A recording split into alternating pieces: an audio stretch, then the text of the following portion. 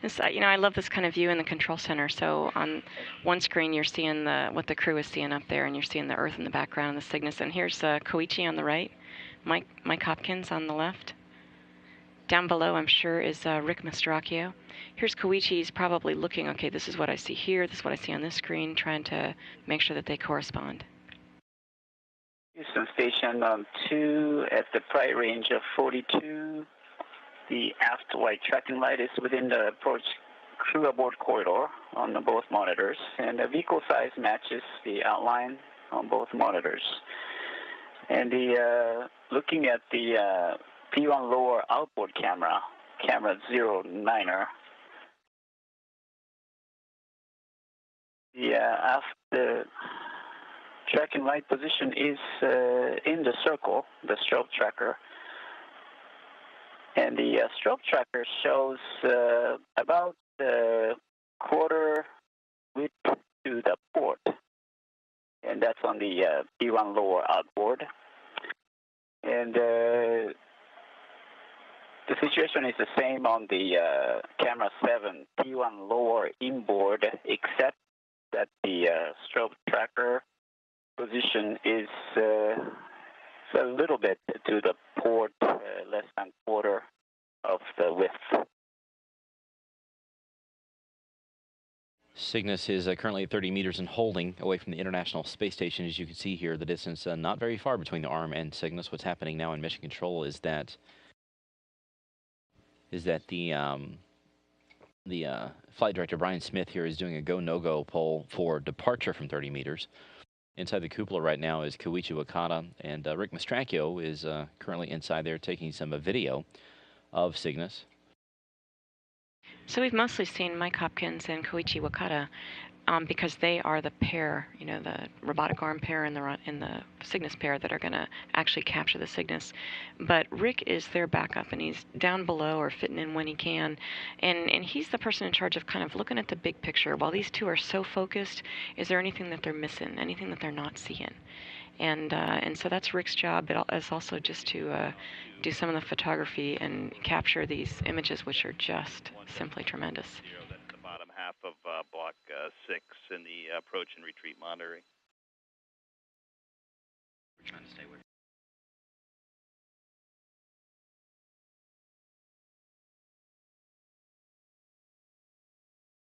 Okay, Ricky, copy that. Go for step 3 of procedure 1.110. So they just gave them the go for the setup for capture. And this means that the crew is going to go over all the things that they, wanted to make sure that the robotic arm, the cameras are pointing at the right place, and that they're also just reviewing their what if this happens, cue cards, making sure that they're both on the same page. I like this view here where you actually see now what used to be just a little dot is now looking like a real supply ship. It's barrel shaped with the solar array wings.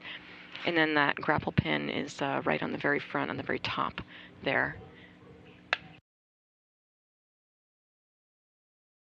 You can see in the bottom right-hand corner the numbers. It says 30 there, and that is 30 meters away, about 100 feet away.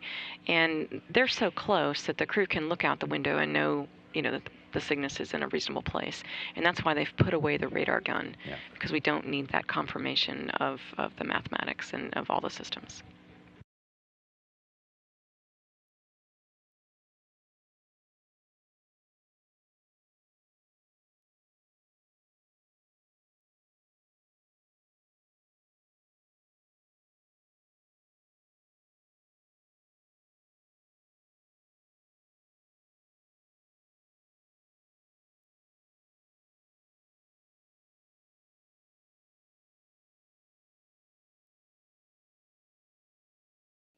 The team here confirming that Cygnus has initiated its final approach, so this is where it'll move from 30 meters up to 10 meters, and that'll be the final hold point, the capture point. So Josh, looking at the graphic here, we can see the Cygnus coming into place. So it's come in from 30 meters, and it's on its way to 15 or to 10 meters. Okay, so 30 feet, and so you see it slowly inching closer, closer, closer, closer, and I'm looking at the view on the bottom left there, where you're seeing over the mouth of the end effector. You're looking at the camera view, and you see the gold sort of blob there on the bottom. Yeah. That is the actual grapple pin, which is about a foot or so long. I mean, it's huge. Yeah, I mean, the grapple fixture is about as big as, like, if you chopped me in half, that's how big the grapple fixture is. But right on top of it, the black line, that is the target that the camera is looking at. And you can see that it's gradually approaching the middle of the screen. If you look in the upper left, you're going to see the Cygnus is now looking at, like, it's right at the level of the robotic arm. And you see that same picture in some different views. These are graphics that are simulating what we are sure that the cameras are seeing on board. Now, unfortunately, we are not going to see the actual video right when they capture because we don't have that satellite in play. Yeah. But we'll see a replay, right? Well, hopefully, if the crew sends us some video. Yeah, that's we hate to be the bearers of bad news, but that is always how things work out. Sometimes we don't have video coverage. So if we don't, at the point that they do it, then we'll show you this view here, and we'll be able to confirm that it happens. But of course, we always like to see things, and sometimes it doesn't work out that way. Half a meter away. So just 10, 20 seconds away from capture.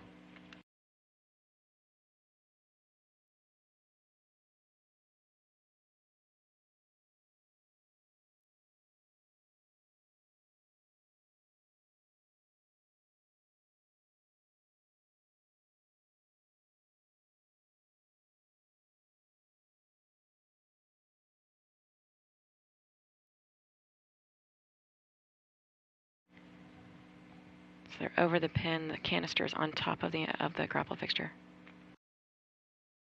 waiting to lasso those snares.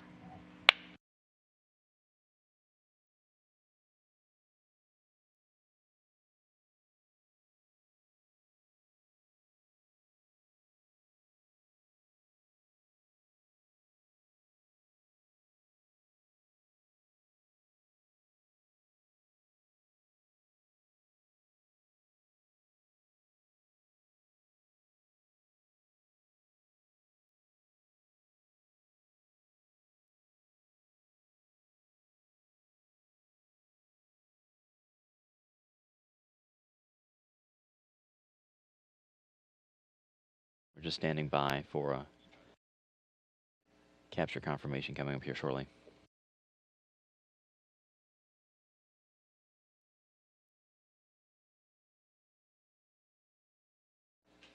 And at 5:08 a.m. Central Time, that is capture confirmed of Cygnus and the Orbital 1 flight. The Expedition 38 crew has successfully captured this cargo vehicle. Of course, great news for the Orbital Sciences team up in Dulles, Virginia. Their vehicle has been successfully captured by the crew on board the International Space Station on this first official flight for this company providing cargo to the ISS.